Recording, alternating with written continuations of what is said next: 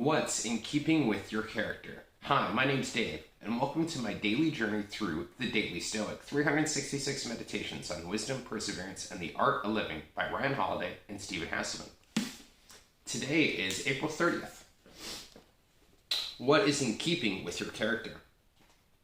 Just as what is considered rational and irrational differs for each person, in the same way that is good or evil and useful or uselessness differs for each person.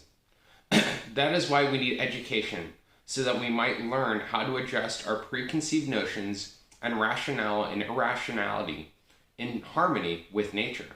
In sorting this out, we simply don't rely on our estimate of value of external things, but also apply the rule of what's keeping them within one's own character.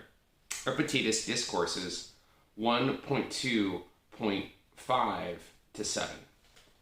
It's easy to get wrapped up in your own opinions of things, as if we're adhering to invisible scripts, following instructions or patterns we don't even understand.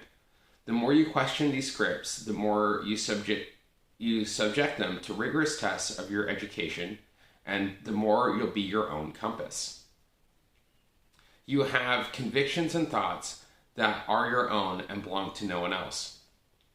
Character is a powerful defense in a world that would love to be able to seduce you, buy you, tempt you, and change you. But if you know what you believe and why you believe it, you avoid poisonous relationships, toxic jobs, fair weather friends, and any number of ills that afflict people who haven't thought through their deepest concerns. That's your education. That is why you do this work. Yeah, and that's kind of why I do this work too. To get down to the root of my core value, my character. What do I believe in? How do I go about it? And test it against kind of my own limiting beliefs, right? And kind of the world around me, choosing things that does it serve my character? Does it serve the highest good? Does it serve my goals and purpose? There have been many times where I've been offered jobs when I was a chef, and realizing that didn't kind of serve my needs at the time, or it would not be a good situation for me, and I had to walk away. It was good money, or I had to recognize, does this fall into my box? Does this fall into my box of values? If it doesn't, then it doesn't align with what I want to try to go with. It's a very powerful thing to know your character and understand why you believe what you believe, having those strong values. Because it's so easy that as humans, we're creatures of habit, right? You probably don't realize that when you put on your pants in the morning, you probably put on the same leg every time. You probably put on the same shoe every time. There's think about when you go to the store. Hi, how are you? How are you? Right? These are these little scripts that even the societal scripts of when you introduce yourself to someone, to a stranger, or you're at a store or something, and you're not even thinking about it, but you just kind of go through this pattern, and it's easy on the brain, but we so get caught into these unconscious patterns of behavior, usually brought on from trauma from when we were kids, and not crazy trauma, but just situations that happen that now we've programmed our brains this way.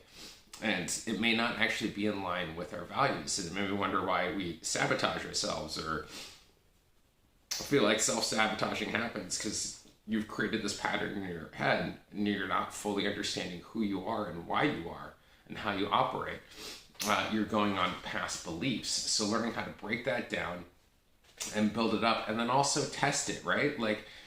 Constantly testing as you grow and learn, because that's the greatest thing in life, right? We can learn each day, we can grow each day, and it's, do we go and apply that to our lives so we can continue to grow, or do we choose to block it off and then stay in that one spot, right? So this is where a lot of my coaching program really deals a lot with as well, is going down into your core values, into your character, and bringing out the best qualities of who you are and really exemplify them, so that you naturally attract everything else around you, because you start to filter out all the negativity and all the things that don't serve your life. you begin to filter that out as you begin to build strong boundaries, a strong character, and a strong sense of self. Those that wish to take advantage of you or try to tempt you or seduce you or try to use you, you start to filter this out because you're like, nope, that's not in line with who I am. I don't want to try that. And it's being able to keep you on the path that you wish to go on without people trying to get you to go down their path or try to change you in a way that does not align with your values. And that's the powerful thing of, doing things like the Daily Stoic, finding philosophy and meditation and self-discovery and like the self-work, the work of doing self-healing, right?